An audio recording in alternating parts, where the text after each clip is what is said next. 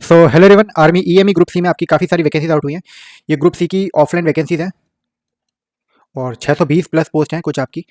तो complete vacancies हम लोग देखेंगे। ये ऑफलाइन फॉर्म आपको फिल करने पड़ते हैं, तो इसमें काफ़ी अच्छी अच्छी वैकेंसीज हैं। हम लोग उस वैकेंसी की बात करेंगे जो क्लरिकल वैकेंसीज हो आपकी। बाकी ट्रेडमेंट मेट्स की भी देख लेंगे, अगर आपके पास कोई सर्टिफिकेट आईटीआई वगैरह है तो आप फिल कर सकते हो वैकेंसीज। बाकी हम लोग क्लरिकल वैकेंसीज में मोस्टली देखेंगे कहाँ कहाँ पे हैं आपकी। मैं बता देता हूँ आपको, ये यूनिट पोस्टल एड्रेस है। अगर आपको ये ऑफलाइन फॉर्म होते हैं और ऑफलाइन फॉर्म आपको इस सेंटर पे इस एड्रेस पे आपको फिल करने पड़ेंगे। आपका एग्जाम सेंटर भी यहीं पे होगा। तो ये चीज़ स्टार्ट करते हैं। सबसे पहले कमांडर की है, हेडक्वार्टर की, ईएमई यूपी में, मेरठ कैंट में इलेक्ट्रिशियन की, ये हाईली स्किल्ड की है। हम लोग सबसे पहले चलते हैं जो वैकेंसीज आपकी क्लरिकल वैकेंसी है। जैसे सबसे पहले आपकी कमांडेंट दिल्ली कैंट में निकली है। दिल्ली कैंट में एलडीसी की वैकेंसी है सबसे पहले आपकी। इसमें सिर्फ 12th पास होना चाहिए आपके पास और टाइपिंग आपके पास आनी चाहिए।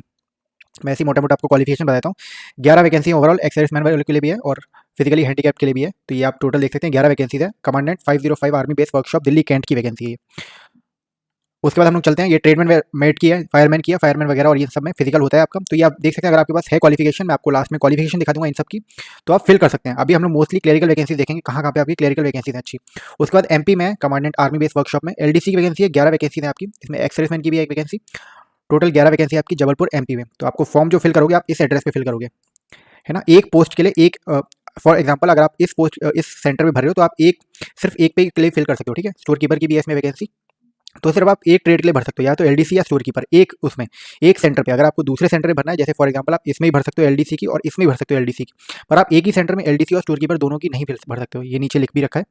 बाकी उसके बाद कमांडेंट, इसमें कोई वैकेंसी नहीं है, ट्रेडमेंट मेट की है। उसके बाद दोबारा यूपी प्रयागराज में आपकी आर्मी बेस वर्कशॉप 508 में दोबारा एलडीसी वैकेंसी है, स्टोर कीपर की वैकेंसी है। ये टोटल 3 वैकेंसी है, 4 वैकेंसी है, तो इसमें आप फिल कर सकते हो। क्लरिकल वैकेंसी है दोनों।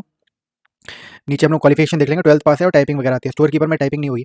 आर्मी कमांडेंट दोबारा 509 आर्मी बेस यूपी आगरा की वैकेंसी है, एलडीसी की 4 वैकेंसी है, आगरा यूपी की है। तो ये 4 वैकेंसी आप यहाँ पे फिल कर सकते हो। और चलते हैं, मेरठ में नहीं है कोई वैकेंसी क्लरिकल की। उसके बाद कमांडेंट किरकी पुणे में है, ये महाराष्ट्र में आपकी। फिर एलडीसी की है, 15 वैकेंसी दी है, तो ये आप फिल कर सकते हैं। एक एक्स सर्विसमैन की है ये। बाकी ट्रेडमैन वगैरह की भी आप देख सकते हो, फायरमैन, व्हीकल मैकेनिक, फिटर। अगर आपके पास इसके पास आईटीआई या फिर है आपके पास डिग्री, तो आप फिल कर सकते हो। दैन ये बहुत अच्छी वैकेंसी है कर्नाटका में, साउथ में। कर्नाटका बेंगलुरु में एलडीसी की वैकेंसी है 5, steno grade 1, sorry steno grade 2 एक। ये आपको पता है 2400 ग्रेड पे की वैकेंसी होती है आपकी, ये 1900 की है। तो स्टेनो ग्रेड 2 की एक वैकेंसी है, इसमें आप फिल सकते हो। Draughtsman grade 2 same 2400 grade pay की वैकेंसी है, एक वैकेंसी है, आप फिल कर सकते हो अगर आपके पास सर्टिफिकेट है। बहुत अच्छी वैकेंसी होती है ड्राफ्टमैन की भी। उसके बाद स्टोर कीपर की 3 वैकेंसी और है आपकी। तो यहाँ पे क्लरिकल काफ़ी अच्छी वैकेंसी है साउथ में आपकी। उसके बाद फतेहगंज गुजरात में आपकी और एलडीसी की 6 वैकेंसी है, ये आप फिल कर सकते हैं। EME school Vadodara, engineer equipment mechanic की है। उसके बाद एक ये एमटीएस की वैकेंसी आप महाराष्ट्र में भर सकते हो, नासिक देवलाली में एमटीएस की वैकेंसी है। ये 3 वैकेंसी है, इसमें फिल कर सकते हो। सिर्फ 10th पास होता है इसमें, है ना। और 800 ग्रेड पे की है ये, तो ये आप फिल कर सकते हो। सेकंड उसके बाद स्टोर कीपर की है, सेम इसमें आपकी ये एक वैकेंसी है, ये आप फिल कर सकते हो। देन महाराष्ट्र में कमांडेंट आर्म्ड स्टैटिक वर्कशॉप, इसमें भी एक वैकेंसी है एलडीसी की, ये आप फिल कर सकते हो। बाकी एमटीएस की 10 वैकेंसी हैं, तो ये काफ़ी अच्छी वैकेंसी है, ये आप फिल कर सकते हो। इसमें कोई क्वालिफिकेशन नहीं होता है, सिर्फ 10th पास चाहिए आपको, एलडीसी और स्टोर कीपर। तो ये सारी क्लरिकल वैकेंसीज हैं और ये इनके एड्रेस हैं। उसके बाद स्टैटिक वर्कशॉप ईएमई मऊ, इसमें कुक की वैकेंसी है। एग्जामिनेशन सेंटर्स आपके 8 ही होंगे। जिस यूनिट में आप अप्लाई करोगे, अभी ऑफलाइन फॉर्म इसके आएंगे न्यूज़पेपर में, उस एड्रेस पे ही आपका एग्जाम सेंटर होगा, है ना। आगे चलते हैं, एब्रीविएशन ये सब है। क्वालिफिकेशन देख लेते हैं, मैं क्वालिफिकेशन सबकी बताता हूँ आपको। फार्मेसिस्ट में आपके पास 12th पास होना चाहिए और डिप्लोमा होना चाहिए फार्मेसी में। नेक्स्ट इलेक्ट्रिशियन 10+2 और आईटीआई डिग्री होनी चाहिए आपके पास। या फिर एक्स सर्विसमैन मिनिमम ग्रेड, ये अप्रोप्रिएट ट्रेड होगा जो एक्स सर्विसमैन वालों के लिए, उनके लिए होगा, है ना। टेलीकॉम मैकेनिक, इलेक्ट्रिशियन और इलेक्ट्रिशियन हाई स्किल ग्रेड 2, तीनों के लिए एक ही है। या फिर आपके पास जो एनसीटी का वोकेशनल ट्रेड सर्टिफिकेट होता है, ये होना चाहिए आपके पास। देन चलते हैं इंजीनियरिंग इक्विपमेंट मैकेनिक की एसेंशियल 10+2। अगर आपके पास आईटीआई है, मोटर मैकेनिक ट्रेड में अप्लाई कर सकते हो, या फिर बीएससी की हो आपने इन सब में, या फिर एक्साइजमैन एनसीटी वोकेशनल ट्रेड हो आपके पास, तो आप फिल कर सकते हो इसमें। व्हीकल मैकेनिक का है, सेम 10+2 और arm force personal ex serviceman के लिए, और सेम वोकेशनल ट्रेड सर्टिफिकेट होना चाहिए आपके पास। Vehicle mechanic armed fighting vehicle का।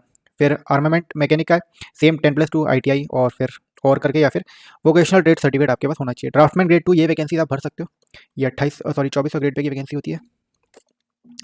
मैट्रिक होना चाहिए या फिर डिप्लोमा और प्लस डिप्लोमा होना चाहिए आपके पास मैकेनिकल इंजीनियरिंग या फिर कोई रिकॉग्नाइज इंस्टीट्यूट का, ठीक है। तो आप फिल कर सकते हो। या फिर ड्राफ्टमैनशिप में अगर आपके पास डिप्लोमा है 2 साल का, तो आप अप्लाई कर सकते हो आईटीआई का। स्टेनो ग्रेड 2 बहुत अच्छी वैकेंसी है, 2400 ग्रेड पे की सेम। 12th पास होना चाहिए और आपके पास डिक्टेशन स्किल टेस्ट ये ट्रांसक्रिप्शन ये होना चाहिए आपके पास हिंदी इंग्लिश का, और डिक्टेशन ये जो मांगा जाता है स्टेनो का ये आपके पास आना चाहिए। मैकेनिक स्किल का ITI सर्टिफिकेट होना चाहिए, एक्सर्विसमैन के लिए वोकेशनल ट्रीटमेंट, फिटर स्किल्ड का, और tin and copper smith, up holder, moulder, welder, vehicle mechanic, इन सब के लिए सेम ITI होना चाहिए आपके पास किसी भी इंस्टीट्यूट का, या फिर एक्सर्विसमैन के लिए जो मिनिमम ग्रेड 1 मांग रहा है, या फिर वोकेशनल ट्रेड आपके पास सर्टिफिकेट है तो आप अप्लाई कर सकते हैं। स्टोर कीपर का है जो मैंने बताया आपको, सिर्फ 12 पास होना चाहिए आपके पास, तो जहाँ भी है आप अप्लाई कर सकते हो। देन जो LDC वैकेंसी मैं क्लरिकल की बता रहा हूँ, इसमें अप्लाई कर सकते हो, 12 पास होना चाहिए सिर्फ आपके पास, और 35 वर्ड पर मिनट इंग्लिश में, या फिर हिंदी में 30 वर्ड पर मिनट अगर आपकी आ रही है तो आप अप्लाई कर सकते हो इसमें। उसके बाद सिविलियन मोटर ड्राइवर का है, मेट्रिकुलेशन 10 पास, और आपके पास अगर लाइसेंस है तो आप अप्लाई कर सकते हो। फायर इंजन ड्राइवर का ये सब आप देख सकते हो, फायरमैन का आप देख सकते हो, जो ITI और जो भी सर्टिफिकेट्स मांगे हैं ये सब तो आपका स्किल में कवर्ड हो जाएगा, स्किल टेस्ट जब आपको होगा तो फिजिकली फिट होना चाहिए इन दोनों के लिए, फायरमैन और फायर इंजन ड्राइवर के लिए ना, इसका फिजिकल होगा आपका अलग से। कुक ट्रेड के बाद आपके पास सिर्फ 10 पास होना चाहिए, और कुकिंग की आपके पास ट्रेड और एक एक्सपीरियंस सर्टिफिकेट होना चाहिए बस। ट्रेडमैन मेट का सिर्फ 10 पास होना चाहिए, ट्रेडमैन मेट की बहुत सारी वैकेंसी है, अच्छी वैकेंसी है तो आप फिल कर सकते हो। बार्बर का आपके पास 10 पास या फिर 1 साल का सर्टिफिकेट एक साल का सर्टिफिकेट होना चाहिए। वॉशरमैन का सेम 10 पास और एक्सपीरियंस होना चाहिए। देन MTS का दफ्तरी मैसेंजर 10 पास और डिजायरेबल, ये आपके पास 1 साल का कोई एक्सपीरियंस है तो अप्लाई कर सकते हो MTS में। डिजायरेबल है, ज़रूरी नहीं है, एसेंशियल है, 10 पास सिर्फ अगर आप हो तो आप MTS में अप्लाई कर सकते हो। बाकी ये मैंने बता दिया 1800 ग्रेड पे MTS वालों की है, LDC की 1900 है, 2400 स्टेनो और आपकी ड्राफ्टमैन वगैरह की होगी, 2800 जो ITI वगैरह जो एक्स्ट्रा मांगी होगी उसकी होगी। एज लिमिट 18 से 25 है, सिर्फ फायर इंजन ड्राइवर की 18 से 30 है। एज रिलैक्सेशन सेम है जो सेंट्रल गवर्नमेंट का होता है। SC ST का 5 साल है, OBC का 3 साल है, बाकी एज रिलैक्सेशन आप देख सकते हैं। एक्स सर्विसमैन और डिपार्टमेंटल कैंडिडेट्स का जो 40 साल होता है, हर जगह जहाँ पे होता है सेंट्रल गवर्नमेंट एम्प्लॉयज़ का सेम है। SC ST OBC का है, आप किसी भी अनरिजर्व पोस्ट में अप्लाई कर सकते हो, बस आपको रिलैक्सेशन नहीं मिलेगा, ठीक है। कहीं भी क्लरिकल की UR की वैकेंसी है तो अप्लाई कर सकते हो। क्रूशल डेट डिटरमाइनिंग ये तब होगी जब आपका एप्लीकेशन स्टार्ट हो जाएंगे, लास्ट डेट ऑफ एप्लीकेशन जो होगी वो क्रूशल डेट मानी जाएगी। बाकी यही सब है, ऑल इंडिया की वैकेंसी है, यूनिट लोकेशन आपको कहीं पे भेज सकते हैं, यही लिखा है। फिजिकल जहाँ जहाँ होगा बताता हूँ, फायरमैन और फायर इंजन ड्राइवर इन दोनों के लिए सिर्फ फिजिकल है। तो फिजिकल आप देख सकते हो। फार्मासिस्ट पोस्ट के लिए आपके पास सर्टिफिकेट वगैरह होना चाहिए, ये सब रूल लिख रखा है तो ये आप पढ़ सकते हैं। अप्लाई करने के लिए ऑफलाइन ही जाएगा, ऑर्डिनरी पोस्ट पे आपने भरना पड़ेगा। ऊपर आपने कोई भी अगर ऑफलाइन फॉर्म भरा है तो कहीं पे भी आपको ऑफलाइन इसके फॉर्म मिल जाएंगे, एप्लीकेशन ऊपर लिखना पड़ता है। बाई पोस्ट जाता है, आपको ऑर्डिनरी पोस्ट से भेजना है, पोस्टल स्टैम्प भेजना है जिससे आपका एडमिट कार्ड आ सके, तो ये सब चीज़ों आपको ध्यान देना है। लास्ट डेट 21 दिन होगा जब से आपका एम्प्लॉयमेंट न्यूज़पेपर ये आ जाएगा, तो 21 दिन से काउंट होगा। 21 दिन कम टाइम होता है तो आपको टाइमली अपना फॉर्म सबमिट करना है। और ये जो मैं आपको बता रहा था, candidates are allowed to apply only for one trade at one location, है ना। तो एक लोकेशन में आप एक ही जगह भर सकते, एक ही ट्रेड का भरना, ऐसा नहीं है कि मल्टीपल उसका भर दो आप, ठीक है। तो ये चीज़ का है, बाद में मॉडिफाई नहीं होगा ये। बाद में NOC का लिख रखा है, अगर कोई भी डिपार्टमेंटल कैंडिडेट है, सेंट्रल गवर्नमेंट या कोई भी गवर्नमेंट एम्प्लॉय, तो वह NOC सर्टिफिकेट को उसको प्रोड्यूस करना पड़ेगा। बाकी यही है कि अगर कोई एक्स्ट्रा एडिशनल कैंडिडेट्स ज़्यादा कैंडिडेट्स अप्लाई कर देते हैं तो वो परसेंटेज ऑफ मार्क्स होते हैं जो आपके एसेंशियल क्वालिफिकेशन, जैसे 12 पास मांगा है LDC में, तो अगर काफ़ी सारे कैंडिडेट्स उस पोस्ट के लिए अप्लाई कर देते हैं तो एक मिनिमम परसेंटेज ऑफ स्टूडेंट्स वो लोग बुलाते हैं रिटर्न टेस्ट के लिए। तो वो कैसे मेंटेन होगा, वो आपके जो मार्क्स होंगे 12th में उसको देख के वो लोग आपको बुलाते हैं, ठीक है। तो ये चीज़ है, बाकी ये सब आप पढ़ सकते हैं, कुछ इसमें एक्स्ट्रा है नहीं। इसी चीज़ का ध्यान देना है, ऑर्डिनरी पोस्ट से ही भरना है। एनवेलप में ये चीज़ आपको ध्यान रखना है, और एड्रेस बिल्कुल सही लिखना है आपको, ठीक है। बाकी इसका एक ये दे रखा है कि अगर आप इस वाले इसमें अप्लाई करो 151 फील्ड वर्कशॉप या फिर किसी में, पर आपका जो टेस्ट होगा ना वो इजीली होगा, दिल्ली कैंट में ही होगा। तो ये चीज़ ठीक है आपकी, दिल्ली में ही आपको जाना पड़ेगा। ऑब्जेक्टिव होगा, एक बार हम लोग इसका देख लेते हैं। सबसे पहले ये देख लो, स्टोर कीपर LDC और स्टेनो ग्रेड 1, 150 क्वेश्चन होंगे, 150 मार्क्स होगा। तो आप इसमें सेम सिलेबस है, कोई भी कॉम्पिटेटिव एग्जाम्स की आप तैयारी कर रहे हो तो रीजनिंग, GS, इंग्लिश और आपका मैथ्स सेम है। कोई भी एग्जाम की तैयारी कर रहे हो तो कुछ अलग से नहीं पढ़ना पड़ता है कभी भी, सेम वही होता है। बाकी जो ट्रेडमैन वाले हैं उनके लिए ट्रेड स्पेसिफिक एक्स्ट्रा सब्जेक्ट आ जाएगा, ITI और ट्रेड वाले।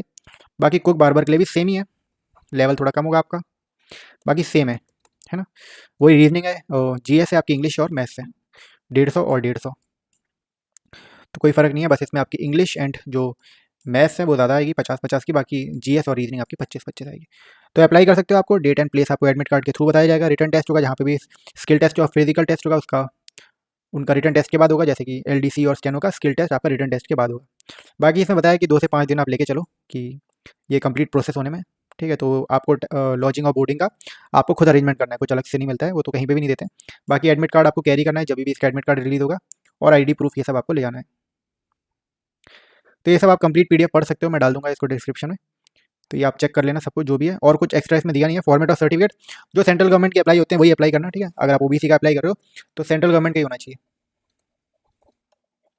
कि सेंट्रल गवर्नमेंट की वैकेंसी है। और क्रूशल डेट को ज़रूर देख लेना आप, ऐसा ना आपका लास्ट में डीवी में वो कैंसिल कर दें। तो क्रूशल डेट क्या होगी, जो क्लोजिंग एप्लीकेशन होगी, डेट होगी, date of closing of application, वो आपकी क्रूशल डेट होगी। उससे पहले के आपके सर्टिफिकेट्स होने चाहिए। तो ये सब चीज़ों का ध्यान देना है। बाकी आपको कोई डाउट हो इसमें तो आप कमेंट सेक्शन में ज़रूर पूछना, मैं आपको सारे आपके डाउट्स क्लियर कर दूँगा। बाकी यही अपडेट है, अप्लाई ज़रूर कर सकते हैं आप, अच्छी वैकेंसीज़ है, लेवल 2 की भी है, लेवल 4 की भी है, तो अप्लाई करिए। और कोई डाउट हो आप कमेंट सेक्शन में पूछ लेना। बाकी चैनल को सब्सक्राइब कर लो, मिलते हैं आपसे नेक्स्ट वीडियो में। Thank you.